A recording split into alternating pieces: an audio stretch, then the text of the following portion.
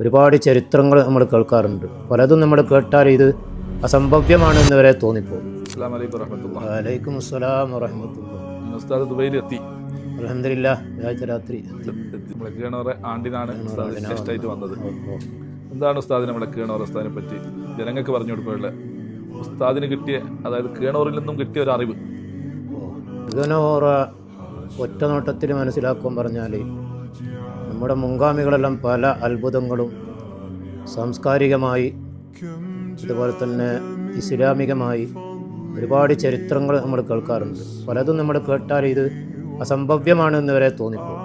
അത്തരം സംഗതികളൊക്കെ നമ്മുടെ കണ്ണുകൊണ്ട് കാണാൻ പറ്റുന്ന വിധത്തിൽ ആ ഇമാമുകളുടെ ഒരു മാതൃകയായി നമുക്ക് അല്ലാഹു തആല കാണിച്ചു തന്ന ഒരു വലിയ പണ്ഡിതവര്യരാണ് ശൈഖ് മശായിന ശംസുൽ ഉലമാ കീണോർ നവ്വറല്ലാഹു മർഖദ ആണ്.